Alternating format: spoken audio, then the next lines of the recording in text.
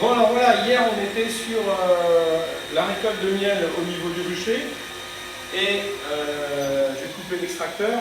Aujourd'hui on est sur l'extraction. Donc on est le 7 mai 2025.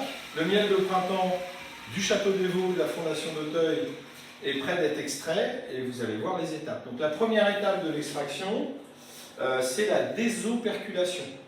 Donc c'est ce que va faire l'élève. Vous voyez, c'est operculé. J'ai dit hier que l'operculation permettait en fait à l'apiculteur de voir que le miel était mieux. Donc on était bien en dessous des 19% d'humidité. Vous allez voir, on va tester tout à l'heure avec le réfractomètre. Mais ça peut aussi, on verra, ne pas être operculé et être quand même en dessous. Et Mathis va désoperculer, c'est la première fois qu'il fait ça. Dans la porte. Ouais, tu te mets à l'aise. C'est parce que ça va glisser. Et puis là, tu scies. Super. Vous voyez le miel qui coule, tu peux faire presque un zoom.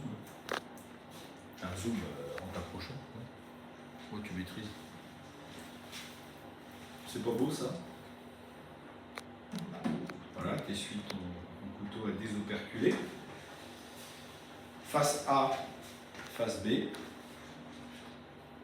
Alors effectivement, Mathis utilise aussi une herse qui est utilisée pour le miel de bruyère notamment, ou quand les miels sont un petit peu, quand c'est creux en fait, parce que là on peut suivre les tasseaux du cadre et il n'y a pas de souci, mais on verra peut-être tout à l'heure qu'il y a des cadres qui sont moins bombés et du coup la herse permet de désoperculer puisque le couteau n'a pas accès.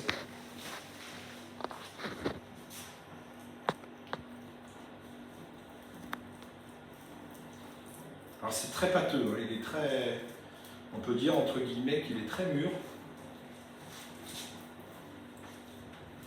Là tu as moins suivi les tasseaux, Mathis, du coup tu as raté une partie. En fait si tu suis bien les tasseaux, n'hésite pas à tout couper, tu vas voir ça va se désoperculer tout seul.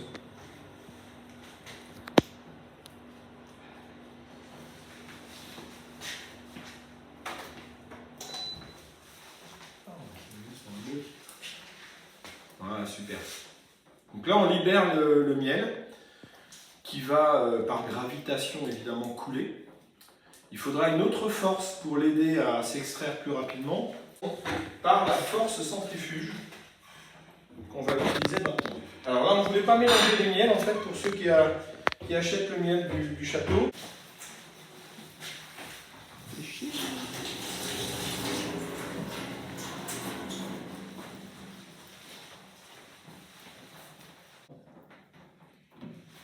Est-ce qu'il y a des questions sur le miel de printemps d'ailleurs? À quoi sert la cire? Alors la cire, on va la réutiliser pour faire de la... Ça c'est de la cire de grosse qualité. C'est une cire de grande qualité puisque c'est la cire d'opercule. Les opercules, c'est les petits bouchons que les abeilles positionnent pour garder leur miel tout l'automne, tout l'hiver. Alors qu'il ne va pas fermenter hein, puisqu'il a moins de 20% d'humidité. Et cette cire-là, on va la mettre à lécher. Alors attention à la mise à lécher du miel hein, et de la cire. Quand vous mettez de la cire à lécher, je vous conseille de la mettre assez éloignée des ruches parce que ça peut provoquer un pillage et si vous avez un voisinage pas loin, ben, ça peut vraiment vous poser des soucis. Les abeilles sont folles quand on sort ce miel-là dehors. Nous, on a de la chance, au Château des Vaux, on a 110 hectares, donc on peut les mettre à 150 mètres, 100 mètres des ruches. Ça évite qu'elles se pillent entre elles et que les plus fortes aillent ensuite prendre l'habitude de piller les plus faibles. C'est l'extraction après la désoperculation. Le principe c'est d'utiliser la force centrifuge si tu veux bien regarder. Donc le miel va être éjecté sur les parois de l'extracteur, qui est cette machine à laver en fait du miel. Hein. Donc c'est juste l'aspect mécanique qui va être utilisé. Et après, il est filtré. Alors je vais l'éteindre parce qu'il fait du bruit. Il est filtré ici, voilà, on va le faire couler. Une première fois, donc là il y a deux filtres, un filtre grossier et un filtre très fin. Ensuite, on va le refiltrer au niveau des maturateurs. Voilà, là il y a deux maturateurs pour le miel de la station et le miel des serres, SE2RES. Donc là, il est refiltré une seconde fois. alors qu'il a déjà assez peu d'impuretés. Hein. Les impuretés, je vous rappelle que c'est la cire, il peut y avoir des petits morceaux d'abeilles, mais c'est plutôt rare, parce qu'au Château des Vaux, on fait très attention. Alors on parle de maturation, en fait c'est un peu une erreur, hein, puisque c'est une décantation. Le miel va décanter encore pendant 2-3 jours, en sachant qu'on ne peut pas beaucoup faire plus, parce qu'après il va se figer. Et il y a des micro-particules de cire qui vont aller en surface. Vous avez une petite mousse qui va se former dès demain. Et cette mousse, on l'écume parce qu'elle est riche en cire, donc elle est moins intéressante. Si vous voyez dans votre miel quelques petits grains jaunes, voire noirs, bah souvent c'est du pollen, donc c'est que du bonus. Ce n'est pas des impuretés néfastes. On retrouve dans le miel évidemment du pollen. Voilà, je rappelle quand même que le miel, c'est à la base du nectar récupéré dans les corolles des fleurs.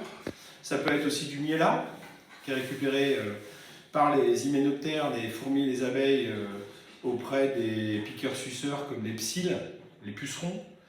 Voilà, c'est un excrément en fait. Hein. C'est pour ça qu'on parle de miel de sapin par exemple, ou miel de forêt.